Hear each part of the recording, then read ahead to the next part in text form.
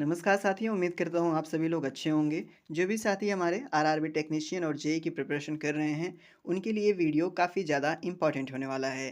क्योंकि साथ ही इस वीडियो में हम लोग उन्हीं प्रश्नों का डिस्कस करेंगे जो या तो आपके विगत वर्षों में पूछे गए हैं या फिर साथ ही उनके आने की संभावना बहुत ज़्यादा होगी। तो आप इस वीडियो में आखिर तक ज़रूर बने रहेंगे।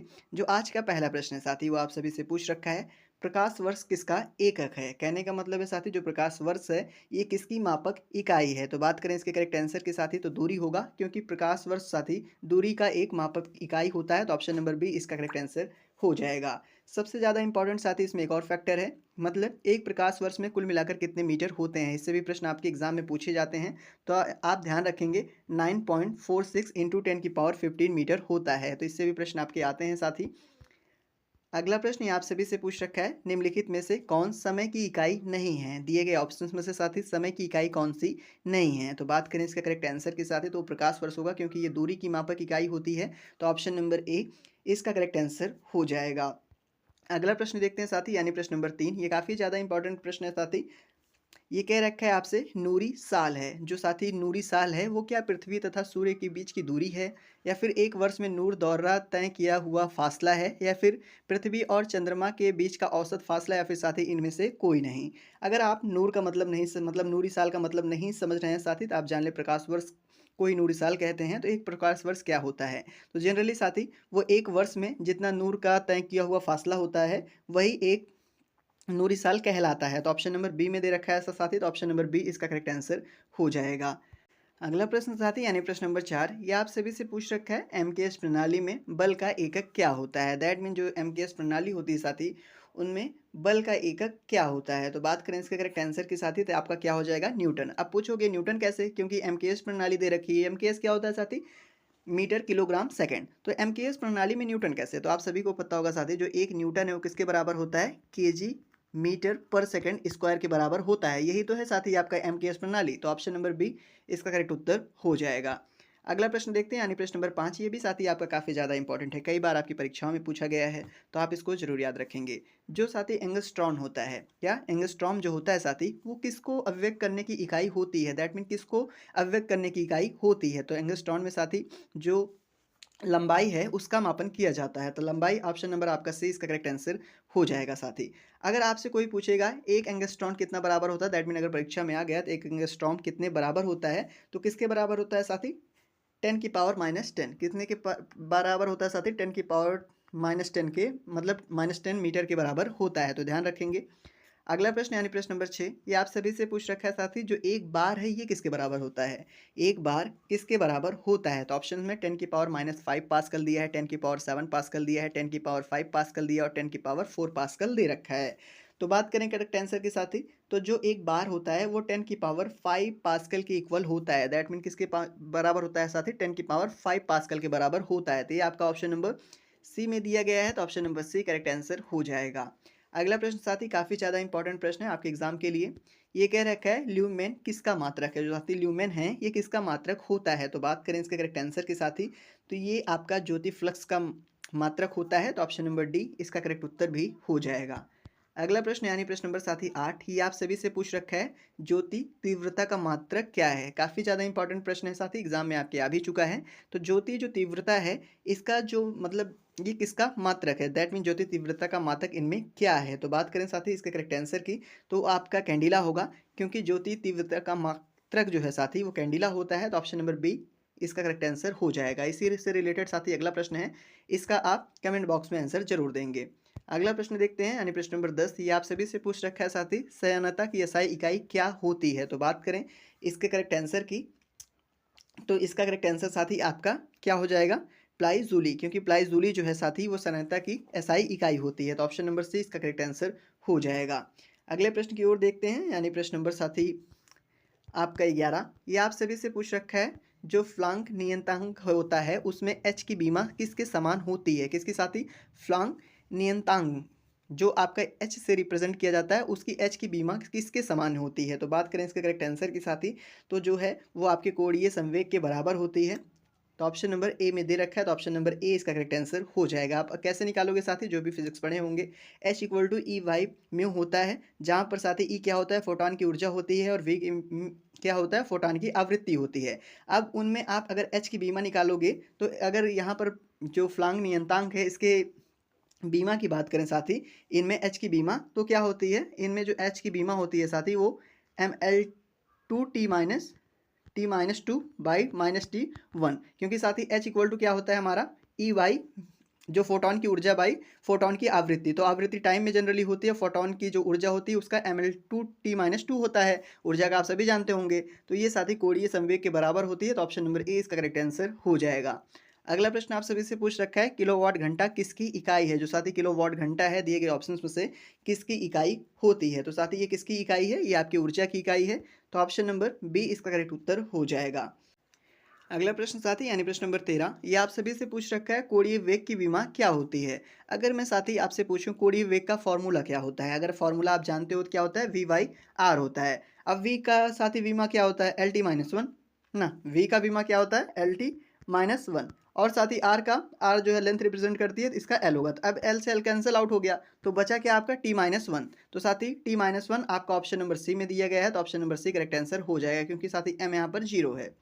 देखते हैं अगला प्रश्न यानी प्रश्न नंबर आपका 14, ये आप सभी से पूछ रखा है, त्वरण की इकाई है। जो साथी त्वरण है उसकी इकाई दिए गए ऑप्शंस में से क्या है। तो बात करें इसके करेक्ट आंसर की, तो साथी दो त्वरण की इसमें कहें कि एमकेएस प्रणाली दे रखी है ना साथी। तो एमकेएस प्रणाली में त्वरण की जो इकाई है साथी वो आपकी मीटर पर सेकंड स्क्वायर होती है। तो ऑप्शन नंबर सी में ऐसा दे रखा है। तो ऑप्शन नंबर सी इसका करेक्ट आंसर साथी हो जाएगा। अगर आपसे बीमा कोई पूछे तो एम जीरो होता है, एल वन होता है, टी माइनस टू होता है। तो आप ध्यान रखेंगे L one T minus two साथी त्वरण की बीमा होती है।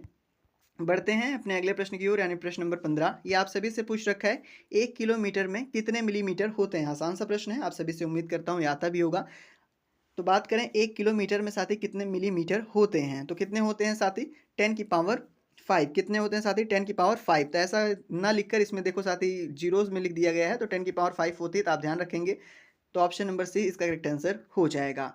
अगला प्रश्न आप सभी से पूछ रखा है, एक फेमटो बराबर होता है। जो साथी एक फेमटो है वो किसके बराबर होता है। तो एक फेमटो जो है साथी वो आपका 10⁻⁻15 मीटर के बराबर होता है। ऐसा आपका ऑप्शन नंबर बी में दिया है। तो option number B correct answer हो जाएगा।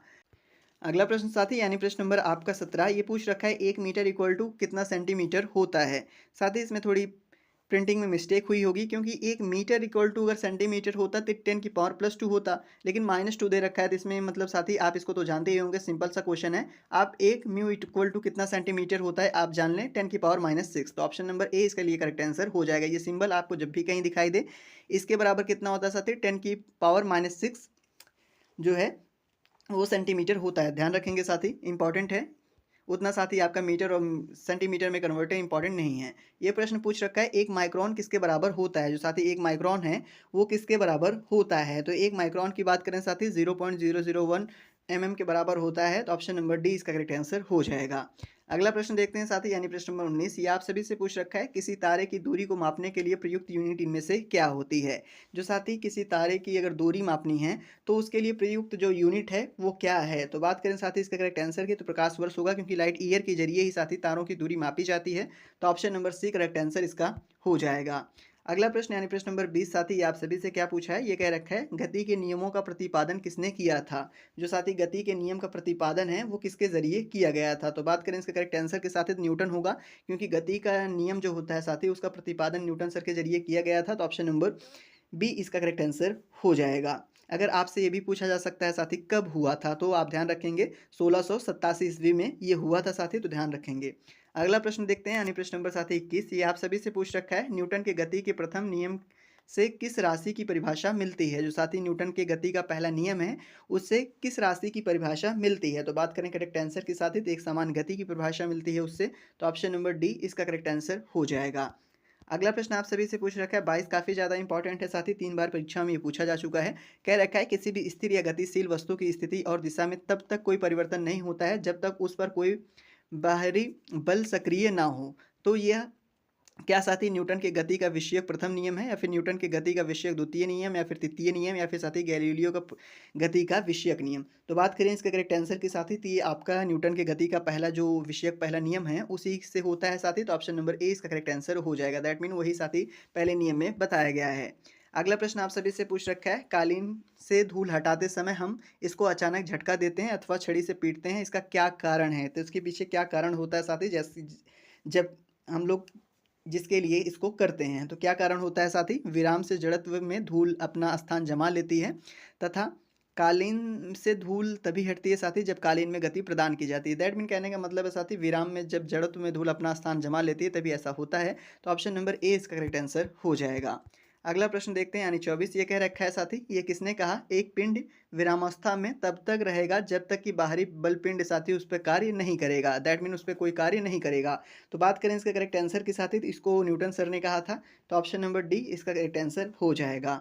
अगला प्रश्न देखते हैं, यानी प्रश्न नंबर 25 ये आप सभी से पूछ रखा है, एक गतिशील बस में अचानक ब्रेक लगने से सवारी आगे की ओर झुकती है, ये किस नियम का पालन करते हैं? तो बात करें साथी इसके करेक्ट आंसर की, तो ये न्यूटन के प्रथम नियम का पालन करते हैं। तो ऑप्शन नंबर ए इसका करेक्ट आंसर साथी आपका हो जाएगा।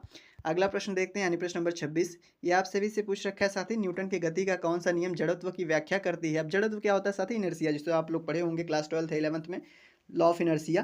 तो साथ ही जो न्यूटन की गति का कौन सा नियम है जो जड़त्व की व्याख्या करती है? तो किसकी करती है साथी? पहले की। तो ऑप्शन नंबर ए इसका करेक्ट आंसर हो जाएगा।